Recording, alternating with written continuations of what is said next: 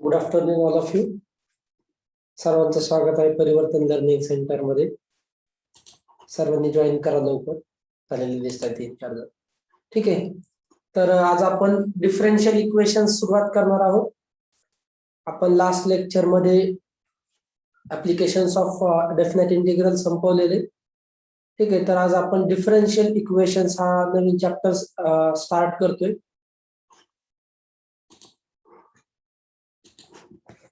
ठीक आहे. तर बघा डिफरन्शियल इक्वेशन्स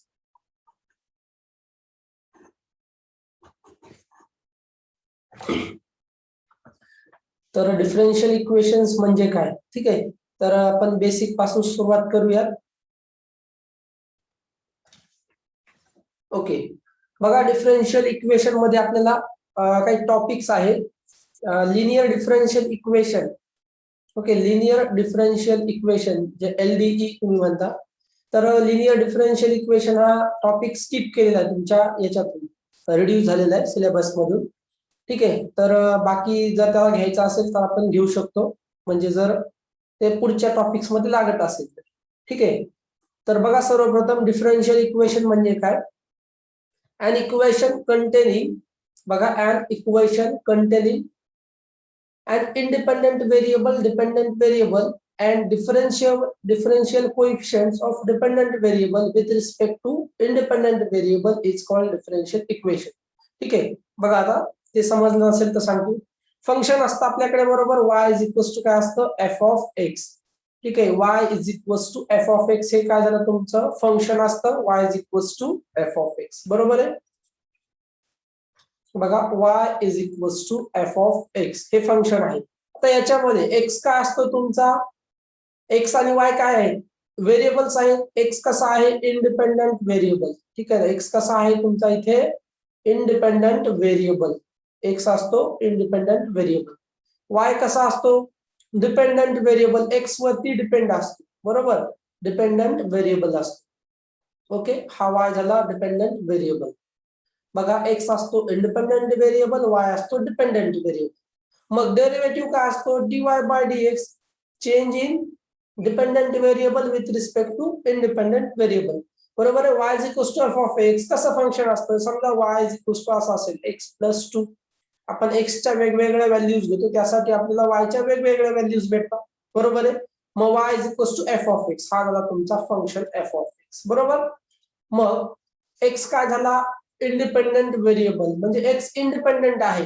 x च्या व्हॅल्यू ज्या काही चेंज होतील त्याच्यानुसार, म्हणजे x नुसार y चेंज होणार. बरोबर. म्हणजे x आहे तुमचा इंडिपेंडंट व्हेरिएबल, y आहे dependent variable. Okay.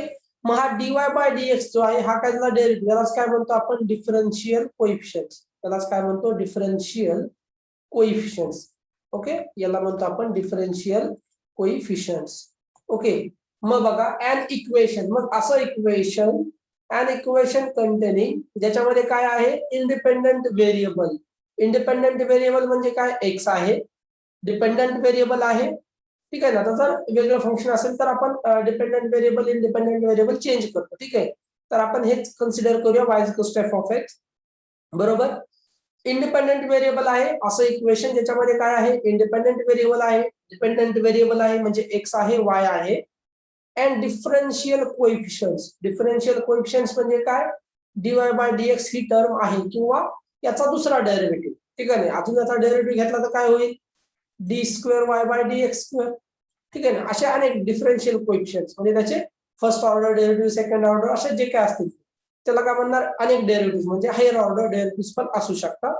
Differential coefficients of dependent variable with respect to independent variable. Okay. बघा डिफरन्शियल कोएफिशियंट्स ऑफ काय आहे dependent variable with respect to independent variable.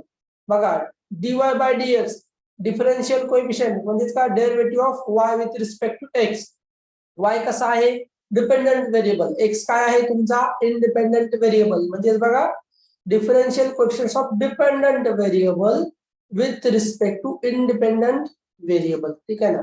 बघा dy/dx is called differential equation. Okay. तर असं ज्या काय अशा इक्वेशन मध्ये ह्या सर्व टर्म्स असतील तर त्याला आपण काय म्हणणार डिफरन्शियल इक्वेशन. ठीक आहे. त्याला काय म्हणणार आपण. सर आवाज बारीक येत आहे. Okay okay okay. लवकर सांगा. Just moment.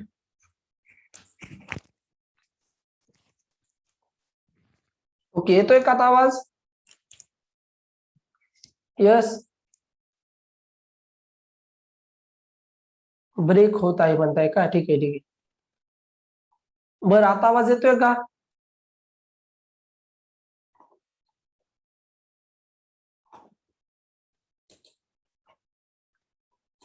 आवाज येतोय का? सांगा लवकर. यस. हो सर येतोय, पण ब्रेक होतोय मध्ये. ओके ओके, ब्रेक होतोय का? जस्ट मोमेंट, चेक करूया आपण. नेटवर्कचा प्रॉब्लेम असेल थोडासा.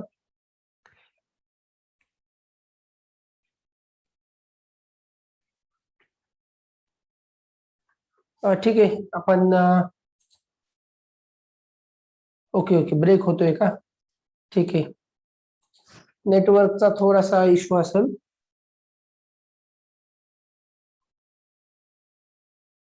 ओके, बरं आता येतोय का आवाज व्यवस्थित, का ब्रेक होतोय पहिल्यासारखाच? येतोय सर. क्लिअर व्हॉइस येतोय का परत ब्रेक होतोय मध्ये मध्ये? क्लिअर व्हॉइस येत असेल तर सांगा. सर्वांचाच प्रॉब्लेम आहे का? ओके, दोघींनी पण टाकलेले दिसते. क्लिअर आहे. ओके ठीक आहे. तसा वाटेल तर आवाज येत नाही तर चॅट सांगत नका जाऊ, चॅट मध्ये समजत नाही. तुम्ही डायरेक्टली सांगितलं तरी चालेल आवाज येत नसेल तर. ठीक आहे, तर बघा, डिफरन्शियल इक्वेशन तुम्हाला लक्षात आला असेल. काय नाही, डिफरन्शियल इक्वेशन म्हणजे काय नाही, त्याच्यामध्ये तुमचे डेरिव्हेटिव्ह प्रेझेंट असले पाहिजे. म्हणजे dy बाय dx किंवा d square y by dx square ही टर्म प्रेझेंट असली पाहिजे. तुमचा x असेल y असेल, ह्या म्हणजे x आणि y हे दोघेही प्रेझेंट असतील, म्हणजे डिपेंडंट व्हेरिएबल इंडिपेंडंट व्हेरिएबलही असेल, डिफरन्शियल कोएफिशियंट्स असतील, असं जे इक्वेशन असेल त्याला काय म्हणणार आपण? Differential equation. ओके, त्याच्यानंतर बघा, order of a differential equation. आता हा जो क्वेश्चन असणार आहे बघा तुमचा, ऑर्डर अँड डिग्री. तर एक क्वेश्चन त्याच्यावरती विचारला जातो बघा, order and degree of the differential equation. एक क्वेश्चन हमखास विचारतात. ओके, तर समजून घ्या, order and degree of the differential equation म्हणजे काय. पहिल्यांदा बघा, order of differential equation. Okay, the order of a differential equation is the order of highest order derivative appearing in the equation. Okay, आता बघा, order of differential equation म्हणजे काय. आता समजा एखादं डिफरन्शियल इक्वेशन आहे dy by dx plus x is equals to 3. समजा काही असेल, इक्वल टू 0 असेल, काहीतरी असेल. ओके, तर dy by dx plus x plus equal to 3, समजा असं काहीतरी डिफरन्शियल इक्वेशन आहे. Okay, order of differential equation म्हणजे काय बघा, समजा एखाद्या इक्वेशन मध्ये dy बाय dx आहे. हा जो dy बाय dx आहे याला काय म्हणतो आपण? First order derivative. ओके, हा काय झाला तुमचा? First order derivative. Derivative find करतो ना, मग याचा परत डेरिव्हेटिव्ह घेतो आपण D square y by d x square. याला काय म्हणतो आपण? Second order derivative. बरोबर आहे ना, हा काय असतो तुमचा? Second order derivative. त्याच्यानंतर असतो तुमचा D cube Y upon D x cube. याला काय म्हणतो? Third order derivative. ओके, बघा, पहिल्यांदा डेरिव्हेटिव्ह घेतला तो काय झाला? First order derivative. त्याचा परत डेरिव्हेटिव्ह घेतला तर काय होतो? तो D square y by d x square, second order derivative. त्याचा परत डेरिव्हेटिव्ह घेतला तर काय होतो? D cube Y upon D x cube, third order derivative. असंच जितक्या वेळा त्याचा डेरिव्हेटिव्ह घेत जाणार त्याला काय म्हणणार आपण? जसं त्याची जी ऑर्डर असेल त्या ऑर्डरचा डेरिव्हेटिव्ह. म्हणजे 4 वेळा डेरिव्हेटिव्ह घेतला तो काय झाला? फोर्थ ऑर्डरचा डेरिव्हेटिव्ह. नेक्स्ट काय असेल मग आता इथे? d4y upon dy dx4. Okay, dx raise to 4. तर हा काय झाला तुमचा? Fourth order derivative. ओके, तर ऑर्डर ऑफ डिफरन्शियल इक्वेशन म्हणजे बघा, जस्ट काय नाही, जो काही तुमचा डिफरन्शियल इक्वेशन आहे त्यातला हायेस्ट ऑर्डरचा डेरिव्हेटिव्ह. ओके, आता हे जे आहे equation dy by dx plus x is equal to 3. आता इथे मला सांगा किती टर्म प्रेझेंट आहेत डेरिव्हेटिव्हच्या? एकच आहे, dy बाय dx. कितव्या ऑर्डरची आहे ती? हा जो dy बाय dx आहे हा कितव्या ऑर्डरचा आहे? फर्स्ट ऑर्डरचा आहे, बरोबर. dy बाय dx काय आहे तुमचा? फर्स्ट ऑर्डरचा आहे. हा जो dy बाय dx आहे हा फर्स्ट ऑर्डर. दुसरी टर्म प्रेझेंट आहे का इथे? म्हणजे D square y by d x square आहे का? किंवा डी क्यूब वाय? नाही. इथे एकच आहे आवाज ब्रेक होतोय. ओके ओके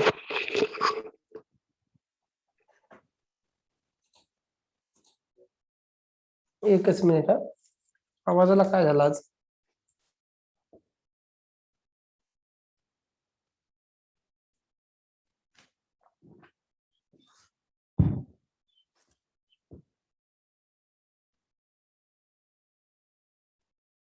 ठीक आहे, थोडस नेटवर्क मध्ये फ्लक्च्युएशन असेल, सध्या वातावरण थोडं पावसाचं आहे ना, त्यामुळे. ठीक आहे, ओके. बघा आता येतोय का व्हॉइस क्लिअर? येस. हो सर. ओके, मध्ये मध्ये होतं थोडस प्रॉब्लेम, तो थोडा नेटवर्कचा इश्यू आहे. पावसामुळे थोडस नेटवर्क फ्लक्च्युएट होतं. ठीक आहे, बरं आता हे समजून घ्या, महत्वाचं आहे order and degree of the differential equation. एक क्वेश्चन येतो याच्यावरती. तर ऑर्डर म्हणजे काय? जसं आपण वेगवेगळे डेरिव्हेटिव्ह घेतो. आपल्या इथे स्पेस थोडासा थांबा, दुसऱ्या याच्यावरती दाखवून देतो. ठीक आहे, इथे बघा order and degree of the differential equation. Okay, तर आता ऑर्डर म्हणजे काय बघा, डिफरन्शियल इक्वेशनची ऑर्डर ऑफ डिफरन्शियल इक्वेशन, त्याला शॉर्ट फॉर्म मध्ये आपण डीई लिहितो. ओके, तर बघा ऑर्डर ऑफ डिफरन्शियल इक्वेशन म्हणजे काय? जे काही इक्वेशन असेल त्याच्यामधील हायेस्ट ऑर्डरचा order of the highest order derivative. Okay, order of differential equation म्हणजे काय? Order of highest ordered derivative present in the equation. म्हणजे कसं, समजा असं इक्वेशन आहे माझ्याकडे d²y/dx². ठीक आहे, बरं हे समजतं का की dy/dx म्हणजे फर्स्ट ऑर्डरचा डेरिव्हेटिव्ह आहे, d²y/dx² म्हणजे सेकंड ऑर्डरचा डेरिव्हेटिव्ह आहे, बरोबर. d3y/dx³ काय आहे? थर्ड ऑर्डरचा डेरिव्हेटिव्ह. हे तुम्हाला माहिती असणं आवश्यक. ओके, हा समजा आहे d²y/dx² plus dy/dx plus x is equals to 0. समजा असं डिफरन्शियल इक्वेशन आहे, बरोबर.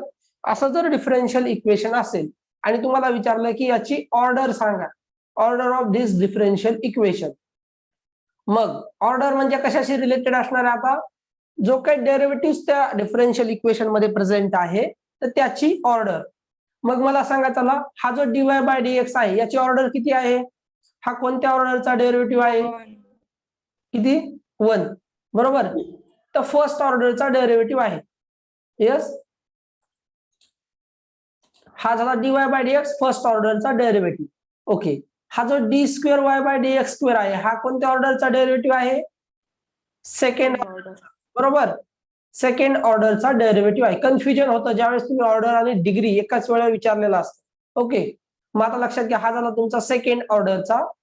ठीक आहे, हा झाली सेकंड ऑर्डर. मग या डिफरन्शियल इक्वेशन, हे जे टोटल डिफरन्शियल इक्वेशन आहे इथे, ओके, या टोटल डिफरन्शियल इक्वेशन मध्ये बघा याची ऑर्डर आहे, मला ऑर्डर काय भेटली? पहिल्याची 2, इथे काय आहे? ऑर्डर 1 आहे, बरोबर. बघा इथे 2 डिफरन्शियल कोएफिशियंट्स आहेत. ओके, इक्वेशन मध्ये मला आता इथे किती भेटले? 2 डिफरन्शियल कोएफिशियंट. एक आहे d²y/dx², त्याची ऑर्डर 2, आणि dy/dx आहे त्याची ऑर्डर 1. ओके, आता ऑर्डर ऑफ डिफरन्शियल इक्वेशन कोणती असणार? या ऑर्डर मधील हायेस्ट ऑर्डर. ठीक आहे ना, order of the highest ordered derivative. Okay, order of differential equation म्हणजे काय? Order of highest ordered derivative. Highest order derivative कोणता आहे? हा d²y/dx², त्याची ऑर्डर किती आहे? 2. म्हणजे या डिफरन्शियल इक्वेशनची ऑर्डर काय असणार आहे? ऑर्डर ऑफ डिफरन्शियल इक्वेशन काय झाली? 2. ठीक आहे ना, ऑर्डर सोपा आहे बघा, फक्त चेक करायचं की तिथे, म्हणजे जस्ट मोमेंट आपलं ते स्किप झाले. ओके, तर काय चेक करणार की जे काही तुमचा डिफरन्शियल इक्वेशन आहे त्याच्यामध्ये हायेस्ट ऑर्डरचा डेरिव्हेटिव्ह कोणता आहे? फर्स्ट आहे, सेकंड आहे. समजा इथे क्यूब असला असता तर आपण याला समजा या इक्वेशन मध्ये आपण ऍड केला असता d3y/dx³. ठीक आहे, तर आपण याची ऑर्डर काय सांगितली असती? हायेस्ट ऑर्डर काय झाली असती तुमची? 3. ठीक आहे ना, त्या म्हणजे त्याच्यानुसार तुमच्या लक्षात येईल. ऑर्डर म्हणजे काय? Highest ordered derivative present in that equation. Okay, highest ordered derivative present in that equation. Okay, order of the differential equation लक्षात ठेवा, काहीच नाही. ऑर्डर ज्यावेळेस फाइंड करायची, जस्ट बघायचं की तिथे हायेस्ट ऑर्डरचा डेरिव्हेटिव्ह कोणता प्रेझेंट आहे. ओके, हायेस्ट ऑर्डरचा डेरिव्हेटिव्ह मग तिथे डी क्यूब असेल, डी स्क्वेअर असेल आणि डीवाय बाय डी एक्स असेल, बरोबर प्रेझेंट. तर हायेस्ट ऑर्डर काय झाली क्यूबची, बरोबर, म्हणजे D cube Y by d x cube आहे ना, हायेस्ट ऑर्डर काय झाली 3, म्हणून ऑर्डर ऑफ डिफरन्शियल इक्वेशन काय असणार आहे 3 असणार आहे. ओके, त्याच्यानंतर बघा degree of the differential equation. Degree of the differential equation बघूया, जस्ट मोमेंट याला आपण. ओके, ठीक आहे. Degree of the differential equation बघा काय आहे. Degree of the differential equation, degree of the differential equation is the power of highest ordered derivative, is the power of highest ordered derivative when all the derivatives, काय सांगते, when all the derivatives are made free from negative or fractional indices if any. Okay, बघा लक्षात आलं तुमच्या. Degree of the differential equation म्हणजे बघा आता order शिकली आपण, बरोबर. समजा आपण ऑर्डर फाइंड केली की हायेस्ट ऑर्डरचा डेरिव्हेटिव्ह माझ्याकडे काय आहे D square y by d x square आहे. तर डिग्री जर त्या डिफरन्शियल इक्वेशनची आपल्याला फाइंड करायची असेल तर degree of the differential equation is the power of, कशाची power, highest ordered derivative. Highest order derivative जो असेल त्याची पॉवर. ओके, जो काय हायेस्ट ऑर्डर डेरिव्हेटिव्ह असेल त्याची पॉवर म्हणजे तुमचा काय आहे. ओके, बघा आता हा जो इक्वेशन होता आपल्याकडे इथे d square y by d x square plus d y by d x is equals to plus x is equals to 0. Okay, तर या डिफरन्शियल इक्वेशन मध्ये आता ऑर्डर विचारली तर काय सांगणार की दिसलं आपल्याला D square y by d x square आहे, म्हणजे हायेस्ट ऑर्डर डेरिव्हेटिव्ह काय झाला सेकंड ऑर्डरचा आहे, म्हणून याची ऑर्डर ऑफ डिफरन्शियल इक्वेशन काय झाली 2. डिग्री म्हणजे काय, हा जो काही हायेस्ट ऑर्डर डेरिव्हेटिव्ह आहे त्याची पॉवर. इथे आता याची पॉवर किती आहे, याची पॉवर आहे का काही नाही, म्हणजे काय 1, म्हणजे याची degree of the differential equation काय होणार आहे, degree of differential equation, DE म्हणजे डिफरन्शियल इक्वेशन काय असणार आहे इथे 1. समजा याच्या जागी मी असं लिहिलं असतं d square y by d x स्क्वेअरचा square plus d y by d x plus x is equals to 0. Okay, असं जर असेल तर याची ऑर्डर काय असणार आहे. ऑर्डर कशी चेक करतो की हायेस्ट ऑर्डर डेरिव्हेटिव्ह. आता इथे highest order derivative d square y by d x स्क्वेअरच असणार आहे. आता इथे पॉवर स्क्वेअर आहे म्हणून असं नका करू d raise to 4 y by d x raise to 4, हे असं होणार नाही, ठीक आहे ना. जो काही D square y by d x square असेल त्याचा पॉवर आहे तो. ओके, त्याचा आणि ह्या 2चा काही संबंध नाही. ओके, हा जो 2 आहे इथे, हा जो तुमचा 2 असतो हा कशाचा आहे डेरिव्हेटिव्ह. कसा, तो कसा आलेला आहे, पहिल्यांदा डेरिव्हेटिव्ह घेतला डीवाय बाय डी एक्स वायचा विथ रिस्पेक्ट टू एक्स, आलेल्या डीवाय बाय डी एक्सचा परत with respect to x derivative घेतला तर d square y by d x square भेटतो. ओके, त्याचा आणि हा जो पॉवर आहे त्याचा काहीही संबंध नाही. जो काही डेरिव्हेटिव्ह असेल त्याचा आपल्याला काय करायचा आहे स्क्वेअर घ्यायचा आहे. ओके, मग जो हायेस्ट ऑर्डर डेरिव्हेटिव्ह तुमचा प्रेझेंट आहे, समजा इथे असं असलं असतं बघा. ओके, कॅन्सल झालं, ठीक आहे. आता इथे बघा हा जो डीवाय बाय डी एक्स आहे समजा इथे क्यूब असला असता तर degree of the differential equation तरी पण काय असणार आहे 2च असणार आहे. कारण डिग्री म्हणजे काय आहे, पहिल्यांदा डिग्री फाइंड करत असताना काय फाइंड कर, अगोदर आपण ऑर्डर फाइंड करतो, बरोबर. तर ऑर्डर म्हणजे काय आहे हायेस्ट ऑर्डर्ड डेरिव्हेटिव्ह, बरोबर. ऑर्डर म्हणजे काय आहे हायेस्ट ऑर्डर्ड डेरिव्हेटिव्ह. मग हायेस्ट ऑर्डर डेरिव्हेटिव्ह फाइंड केला, हायेस्ट ऑर्डर डेरिव्हेटिव्ह काय आहे D square y by d x square आहे. ओके, मग त्या हायेस्ट ऑर्डर डेरिव्हेटिव्हची जी पॉवर असणार आहे इथे काय आहे हायेस्ट ऑर्डर डेरिव्हेटिव्हची पॉवर 2, मग त्या डिफरन्शियल इक्वेशनची डिग्री काय झाली 2. ओके, मग इथे डीवाय बाय डी एक्सचा जरी डिग्री 3 असेल, सॉरी पॉवर 3 असेल तरी पण या डिफरन्शियल इक्वेशनची डिग्री काय झाली 2. म्हणजे इथे तुम्हाला महत्वाचं काय आहे हायेस्ट ऑर्डर डेरिव्हेटिव्ह फाइंड करणे. एकदा तुम्ही हायेस्ट ऑर्डर डेरिव्हेटिव्ह फाइंड केला ती झाली तुमची ऑर्डर, जो काही ऑर्डरचा तो हायेस्ट ऑर्डर डेरिव्हेटिव्ह असेल आणि त्याची पॉवर म्हणजे तुमचा degree of the differential equation. पण याच्यामध्ये फाइंड करत असताना काय महत्वाचं आहे बघा, डिग्री फाइंड करत highest order derivative when all derivative, बघा सर्व जे काही तुमचे डेरिव्हेटिव्ह आहेत when all the derivative are made free from negative and fractional indices. Okay, म्हणजे याची पॉवर जी आहे ती घेत असताना आपल्याला स्क्वेअर रूट किंवा निगेटिव्ह नकोय पॉवर किंवा फ्रॅक्शनल इंडायसेस नकोय. फ्रॅक्शनल म्हणजेच 1/2 स्क्वेअर रूट वगैरे ओके किंवा क्यूब रूट अशा टाइपचे फ्रॅक्शनल इंडायसेस नकोय. त्याला काय म्हणणार आपण degree of the differential equation. बघा degree of the differential equation is the power of highest ordered derivative. ठीक आहे ना, हायेस्ट ऑर्डर डेरिव्हेटिव्हची पॉवर आहे पण कधी वेन ऑल द डेरिव्हेटिव्ह. बघा ऑल द डेरिव्हेटिव्ह बनते असं नाहीये की फक्त highest order derivative. All the derivative are made free from negative. Okay तर ते कसे असले पाहिजेत फ्री फ्रॉम निगेटिव्ह असले पाहिजेत किंवा फ्रॅक्शनल जे आहे त्याच्यापेक्षा फ्रॅक्शनल्स नकोय म्हणजे स्क्वेअर रूट नकोय किंवा क्यूब रूट अशा टाइप मध्ये नकोय. त्याला आपण degree of the differential equation म्हणतो.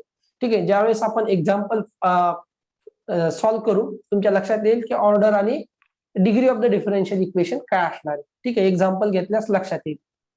त्याच्यानंतर बघा सोल्युशन ऑफ डिफरन्शियल इक्वेशन बघायचे आपल्याला. ओके तर solution of a differential topics अगोदर बघून घेऊया. बघा काय काय टॉपिक्स आहेत. सोल्युशन आहे डिफरन्शियल इक्वेशनचं त्याच्यामध्ये जनरल सोल्युशन आहे पर्टिक्युलर सोल्युशन आहे फॉर्मेशन ऑफ इक्वेशन बघायचंय.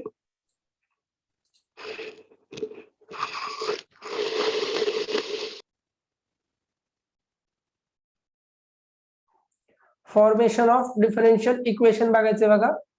ठीक आहे त्याच्यानंतर तुमचं होमोजिनियस डिफरन्शियल इक्वेशन्स आहेत. होमोजिनियस डिफरन्शियल इक्वेशन्स त्याच्यानंतर लिनियर डिफरन्शियल इक्वेशन. पण हे लिनियर डिफरन्शियल इक्वेशन तुमचा जो टॉपिक आहे हा टॉपिक म्हणजे तुमच्या स्टेट बोर्ड मधून तो रिड्यूस केलेल्या टॉपिक मध्ये आहे. तर लिनियर डिफरन्शियल इक्वेशन रिड्यूस केलेला आहे. पण जो नेक्स्ट इथे बर्नॉलिस दिसतोय बर्नॉलिस आहे का तुम्हाला स्टेट बोर्ड मध्ये. येस बर्नॉलिस डिफरन्शियल आहे का स्टेट बोर्ड नाहीये का. ठीक आहे कारण ते घेता नाही येणार. जर तुम्हाला लिनियर डिफरन्शियल इक्वेशनच रिड्यूस केलेलं असेल तर बर्नॉलिस समजणार नाही. ओके कारण बर्नॉलिस सॉल्व्ह करतानाच आपण त्याला रिड्यूस करतो लिनियर डिफरन्शियल इक्वेशन मध्ये. म्हणजे हा टॉपिक आपल्याला घ्यायची गरज नाही लिनियर डिफरन्शियल इक्वेशन आणि बर्नॉलिस डिफरन्शियल इक्वेशन. ओके तर ऍप्लिकेशन्स ऑफ डिफरन्शियल इक्वेशन हा टॉपिक असेल तुम्हाला. ऍप्लिकेशन्स ऑफ डिफरन्शियल इक्वेशन्स मध्ये radioactive decay Newton's law of cooling हे बघितलं असेल बरोबर.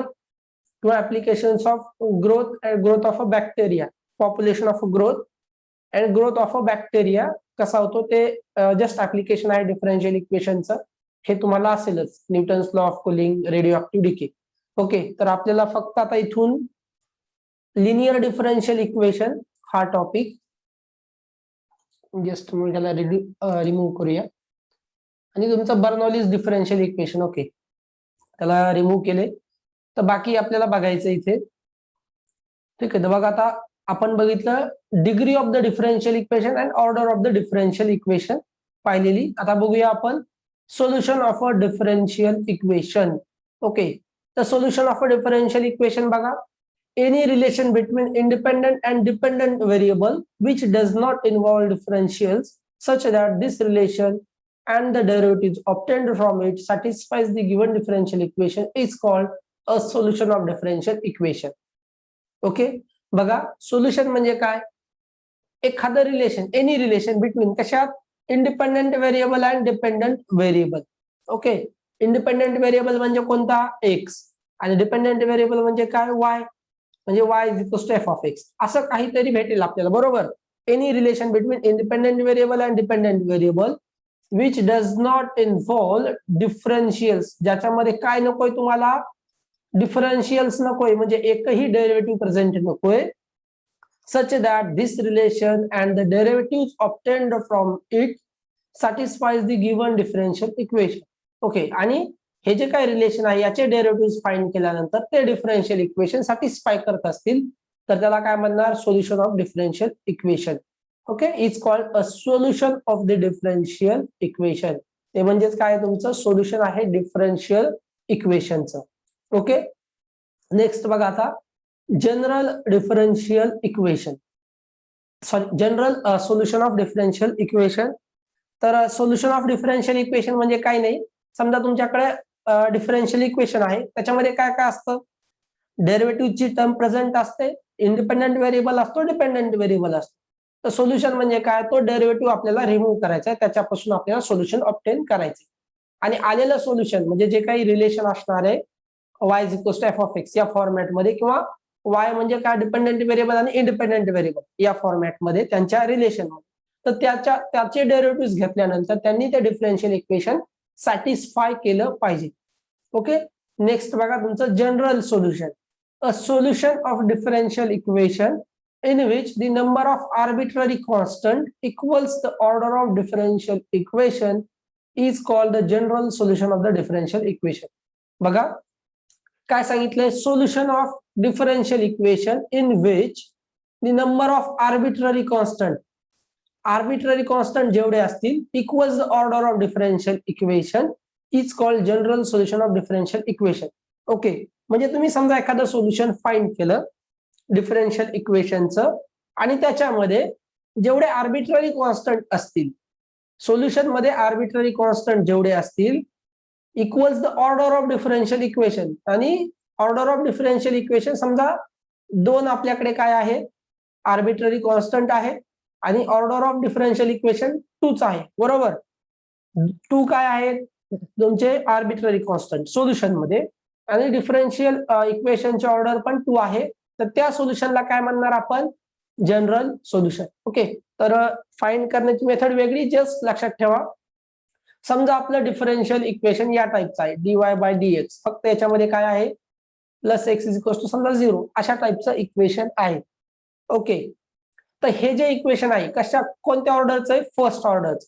मग याचं जे काही जनरल सोल्युशन असेल त्याच्यामध्ये एकच आर्बिट्ररी कॉन्स्टंट असेल. मग या समजा एखादं सोल्युशन फाइंड केलं आणि ज्याच्यामध्ये आपल्याला एक आर्बिट्ररी कॉन्स्टंट भेटला आणि याची ऑर्डर पण काय आहे, फर्स्ट आहे, ठीक आहे ना, 1 ऑर्डरचा आहे, मग आर्बिट्ररी कॉन्स्टंट पण 1 आहेत, मग ते काय झालं तुमचं जनरल सोल्युशन झालं. ओके, असंच सेकंड ऑर्डरचा असेल तर 2 आर्बिट्ररी कॉन्स्टंट आपल्या जनरल सोल्युशन मध्ये असले पाहिजे.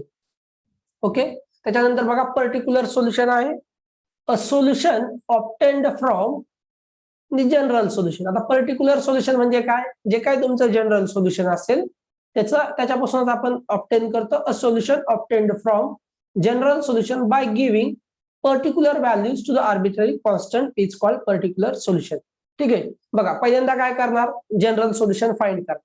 फर्स्ट ऑर्डरचं डिफरन्शियल इक्वेशन असेल तर त्याच्या जनरल सोल्युशन मध्ये एकच आर्बिट्ररी कॉन्स्टंट असेल, बरोबर. सेकंड ऑर्डरचं डिफरन्शियल इक्वेशन असेल तर त्याचं जे काही जनरल सोल्युशन असेल त्यामध्ये तुम्हाला 2 आर्बिट्ररी कॉन्स्टंट असणं आवश्यक आहे. ओके, मग झाले त्याच्यात 2 आर्बिट्ररी कॉन्स्टंट. मग पर्टिक्युलर सोल्युशन म्हणजे काय, अ solution obtained from general solution. Okay, a solution obtained from general solution by giving particular values. Particular solution बघा नावामध्येच आहे, पर्टिक्युलर सोल्युशन म्हणजे जे काही जनरल सोल्युशन आहे त्याच्यामध्ये आर्बिट्ररी कॉन्स्टंट असणार आहे, त्या आर्बिट्ररी कॉन्स्टंटला पर्टिक्युलर व्हॅल्यूज द्यायच्यात, त्याला काय म्हणणार आपण, पर्टिक्युलर सोल्युशन. ठीक आहे ना, आर्बिट्ररी कॉन्स्टंट समजतं ना.